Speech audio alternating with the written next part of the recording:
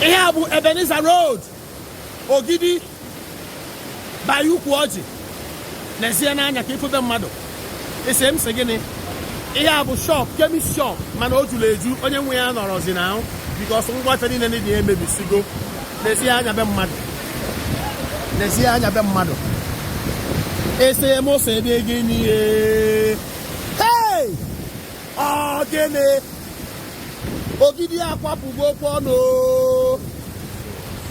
Ogidi akwapugo kwono. Na kwano be mmado.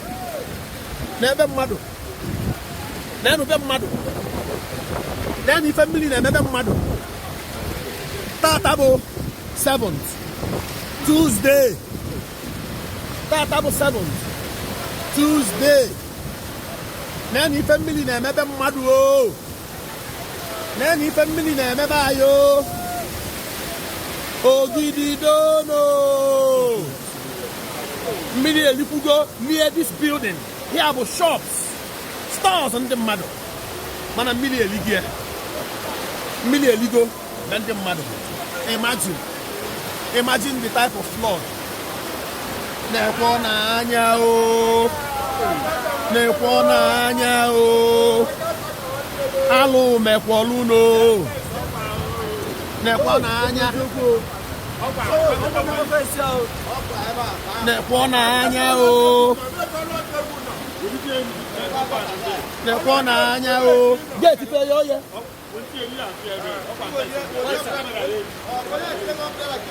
Hey! Okwago kwanu fe isi ozo o. You're welcome to CIA News at 7. I am Chidi Ikenna Amwebi. The Executive Governor of Anambra State, Professor Charles Chukwuma Soludo Olwatuegwu and Okunyelife Ndibo, was warmly welcomed to Ogidi community on Wednesday, the 9th day of October 2025, as every resident of the community was in high spirits and thankful to God and also him for all the good works he has been doing and working in the state. The community was around in full scale to show solidarity and support for the good work he has been doing in the state. However, the governor appreciated the effort of His Royal Majesty Igwe Alex Ozonido Ex-Extraordinary of Ogidi Kingdom for all the times and calls he has been making across towards coming to the aid of the community as regards to flood. He, however, also appreciated the President General of the community, Chief Honorable Ikwuka Okoye and Ogidi, for also disturbing him about the flood. He did not forget to mention the names of the state chairman of All Progressive Grand Alliance, APGA, High Chief Ifatu Obiokoye, and also Bob Manuel Udoku for all the time they've been calling him towards coming to the aid of the community about the flood and other pressing needs of the community. This flood in Nemen Akawago Ife Kosolia, nor the drainage. I look at there. Many years ago, Gafaro block to say drainage. Or Galuro Ebo Queseliso where channel well water Millie, the Dembele River. Manakita Nyamwe Jegoli Nene Anya on Aguaye Bene. Now it's about 8.2 kilometers. And the drainage here, abroad drainage, you think, abroad Kegota, Kagalea Kale Sakamori. Ogidi has spoken to me about this place. Abia 2022. I flag it off. We actually had a contract there. Opia? Unofolia? And Obasimbia to inspect it and visit him Nankigwe. Man, I have to be honest with you. The contractor Lulia Obaka. Hold on, Anupia. Igilege has been sending me each time it rains. He will send me the photo, the video of the Ogidi emergency river.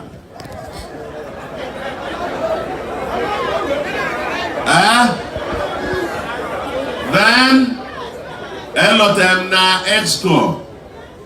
Now the Executive Council, Bob Manuel Udoku, one known Wokekwa, Ono Digeba, Kunia, Wesim Governor, Na Ilua, Na Disimilia, no Wokwa Kode. In conclusion, he assured the community that the issue of flood has been taken care of and they will see the result in a short while. Okay. Now I know, but let me tell you, since I ended the contract in 2022 and it failed, we have not gone to rest.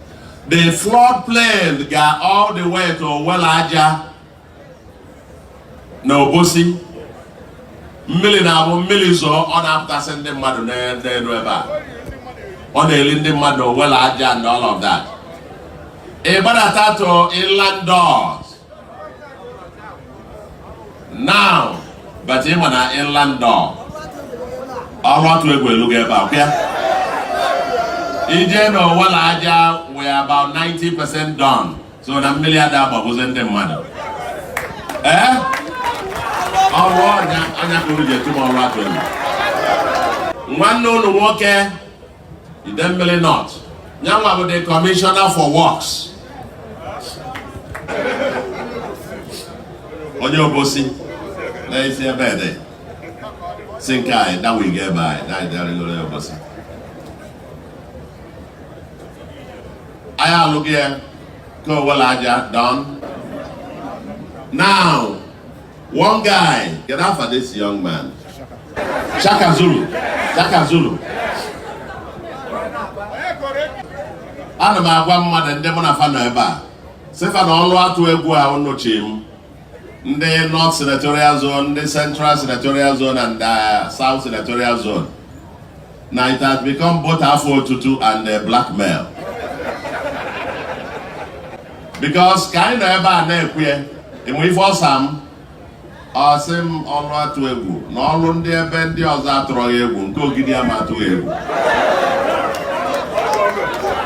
Nsi anaiba oseti gotata anakwamija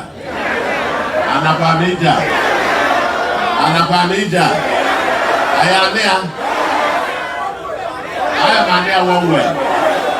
Okay, ebe Ogidi said I got there. So I have been go from ebe Welaja I be an inland door a design of gear. So Igwe Ibezina Igwe Ebezina.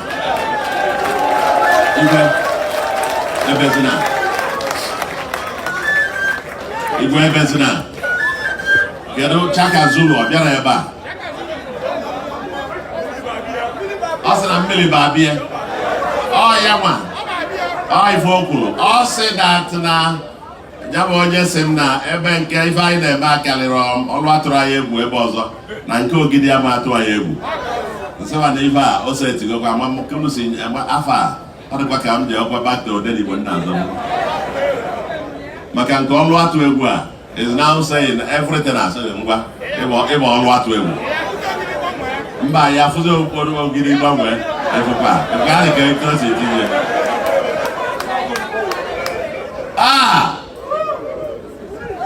Ogidi kwano! Ogidi mwano! Agwago mfa, abona ma PG, ma mayor. Ayapago was setting up a combined team now. Mana ife nnachi gwa uno. Bona gere gewa bunu ibu aje danda. Akwefo onya bụ ife a. Ka anyị si wee deal with Welaja dealing with inland dogs.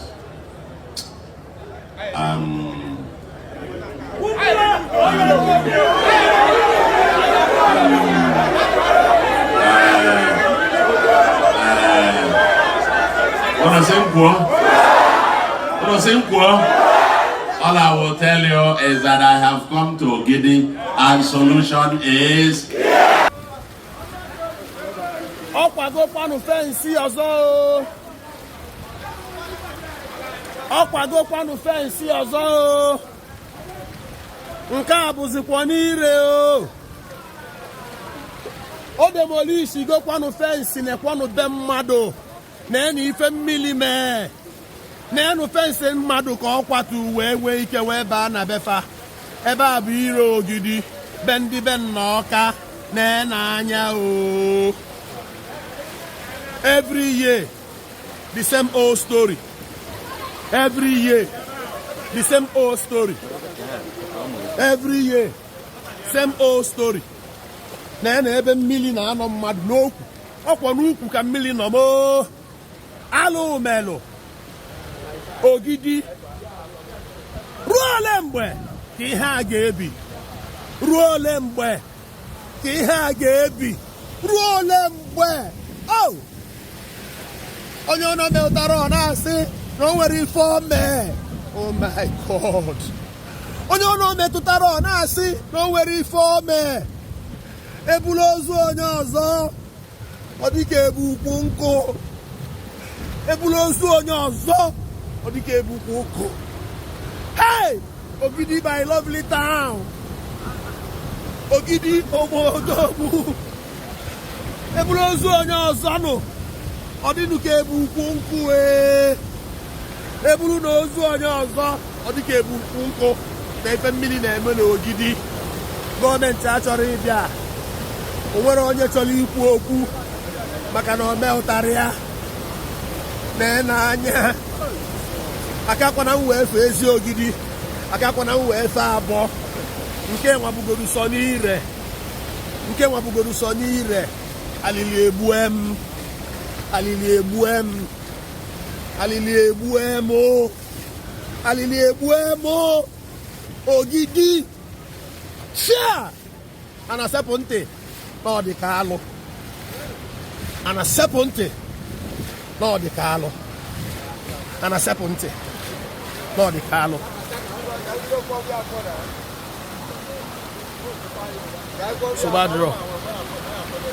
Sobadro.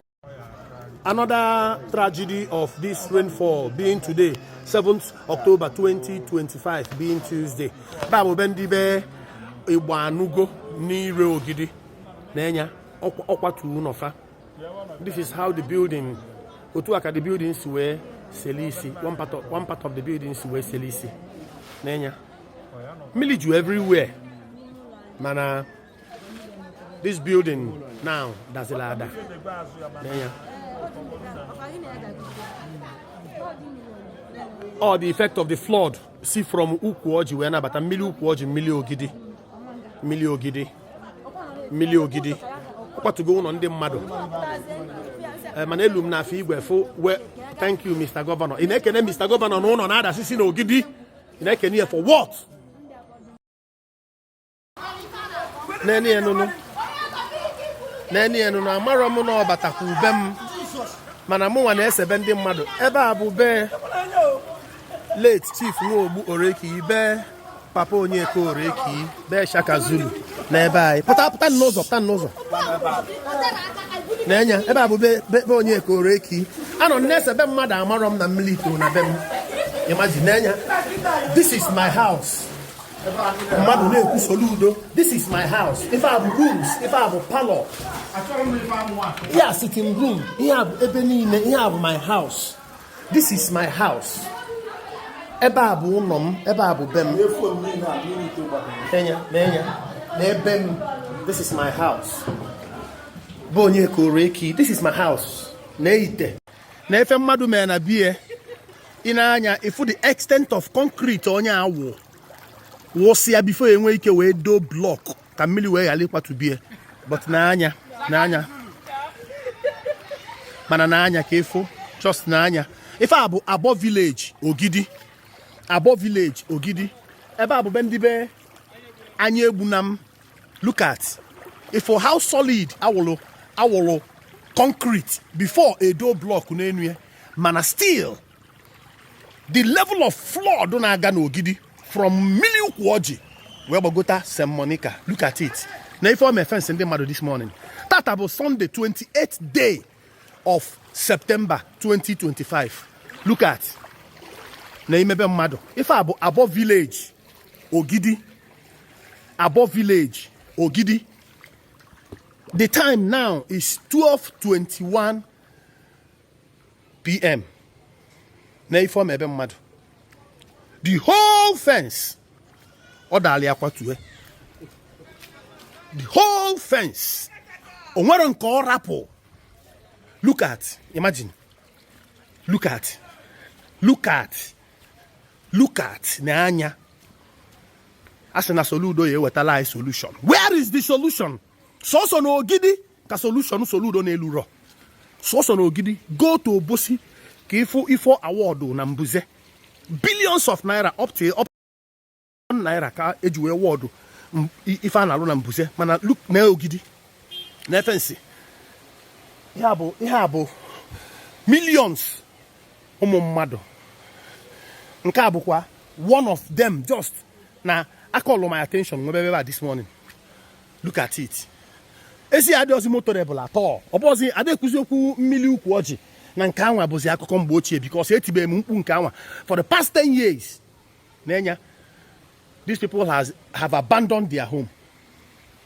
This is it. Na-efensi ndị mmadụ. This morning, upon the type of concrete awo wugota up to 4 feet before a dobe block. But look at it.